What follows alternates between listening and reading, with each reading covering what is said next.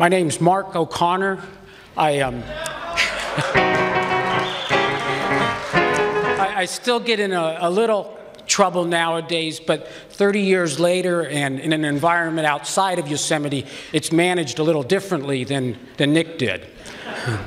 I came to work for Nic at the suggestion of my brother in late 1978, and when I arrived, it was my understanding that Nic was recovering from a bicycle accident where he hurt his shoulder, and so the word was that he was much more mellow than he had been in the past.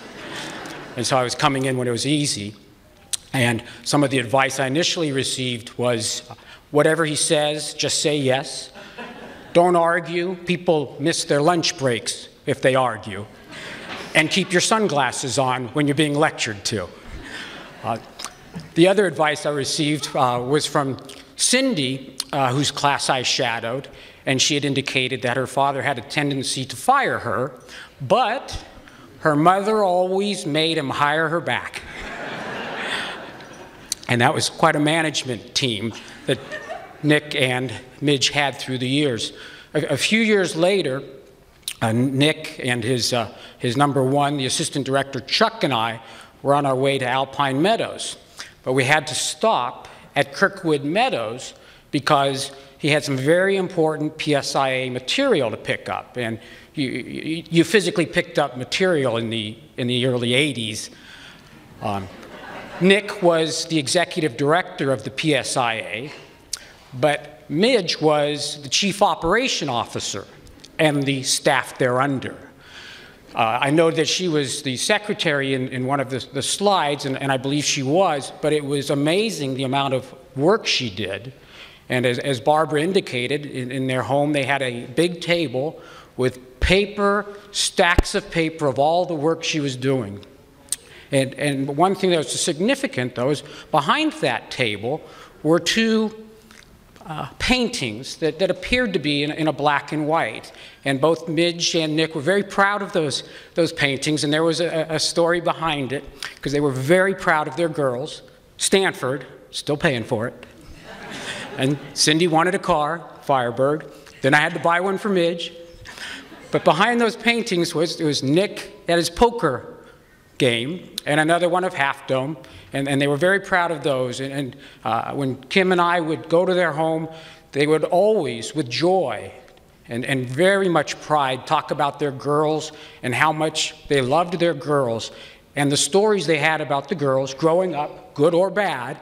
You could see the love and the care and the concern that they had for their girls, and they really, really were quite a team.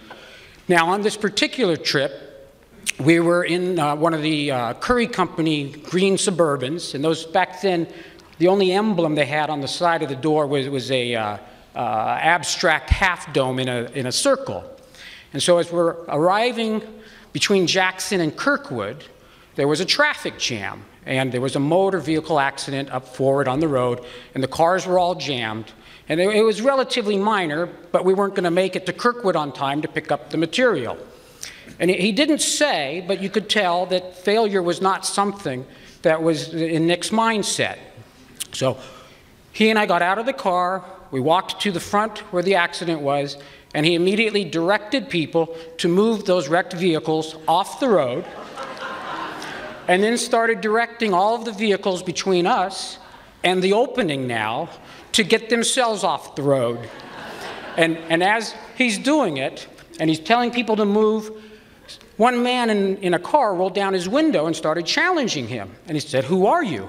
And he looked at him and he said, "Who am I? I am in charge of the road from Jackson to Kirkwood Meadows, and I have a very important vehicle that I have to get through now. Now get your car off the road." He did. And from there, he started yelling, "Chuck, Chuck, Chuck," because it was quite a distance, and Chuck had been up late the night before, but was mildly attentive at the steering wheel with a cigarette, contemplating the escape. So finally, we have the opening, and we begin running because the cars are slowly starting to close back in, and we get in, and he relatively calmly says to Chuck, You could have been a little quicker, Chuck. They were coming on to us there. But we made it to Kirkwood Meadows on time, picked up the material, because he was not going to let down Midge, and he was going to live up to it. They were a team, they supported each other, and they really loved their girls. And if you've had an opportunity to meet the grandchildren, you would know how proud they both would be of the girls, Cindy and Nikki, but also each of their grandchildren. And I think it's quite a blessing to all of us that we've had some experience with the Fiore family. Hi, I'm Ed Hardy. Delighted to see so many. Thank you, but that doesn't count yet. Maybe not at all. There's a gentleman who I love dearly, I'm very proud is here, who has worked his heart out to make this program work. He loves Yosemite, he's protecting it, he's providing super services, and he runs a team as a family, and it's our own Dan Jensen.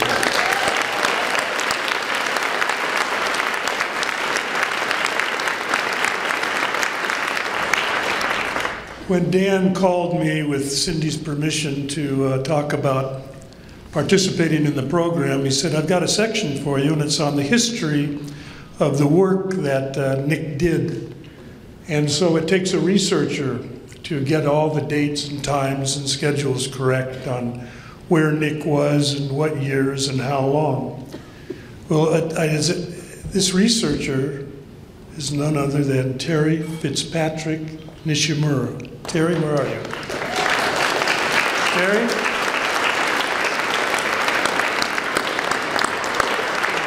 Terry, thank you very much. This wouldn't have happened without you. I worked for Nic, that's correct, for 20 years.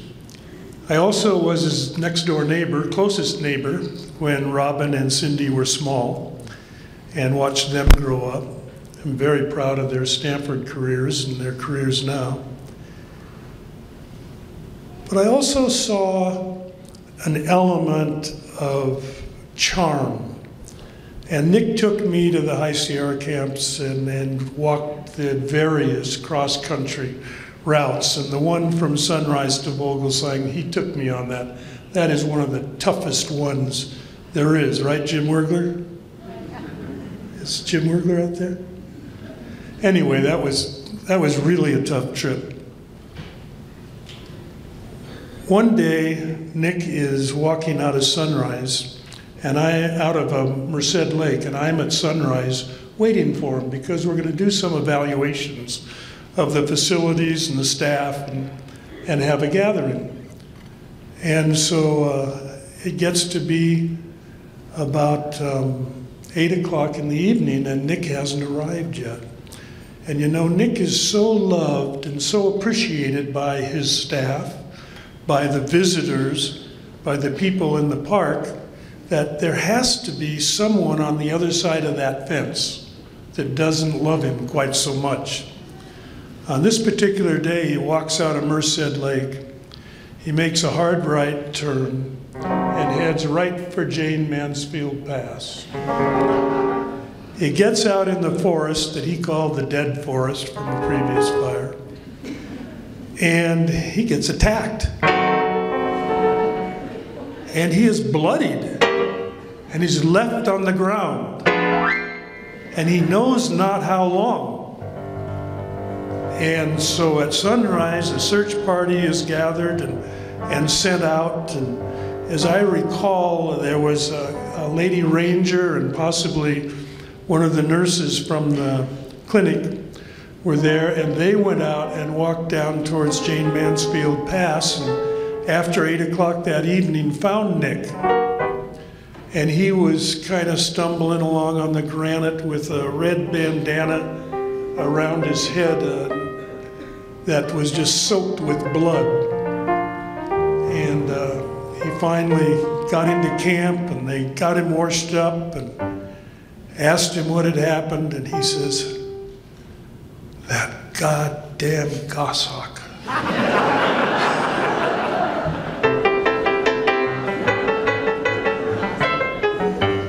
You know, the Curry Camping Company started with Curry's at Camp Curry in the 1800s, and the Yosemite Park Company started over in Yosemite Lodge area, APC Dorman, in the 1800s. And it wasn't until 1916, when the Park Service was formed, that they were asked to merge together.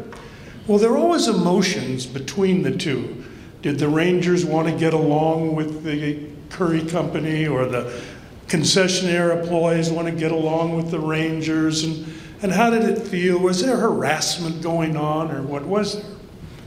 On this particular day, a ranger in a patrol car is going up through the Wawona Tunnel, and coming at him is Nic Fiore. He goes to the far end of the tunnel, he spins a U-turn, he chases Nic down to Bridal Veil parking lot, pulls him up and says, "Nic, you're speeding," and he writes him a ticket for riding his bicycle too fast. Nic's work really is broad. He had over 40 different titles in the company.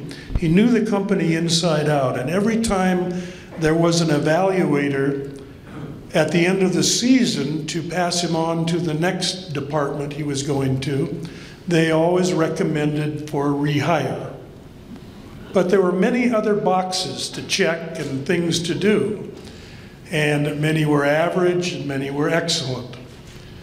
On one occasion, Tom Williams wrote that Nic must be reemployed. He is Mr. Badger Pass. I thought that was great. That's Tom Williams. I don't know how many of you remember Tom Williams today. He's the head of Universal Studios worldwide.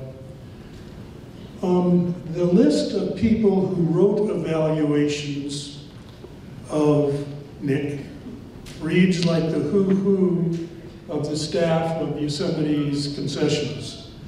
And after Terry did the research, I gleaned out of the record their names.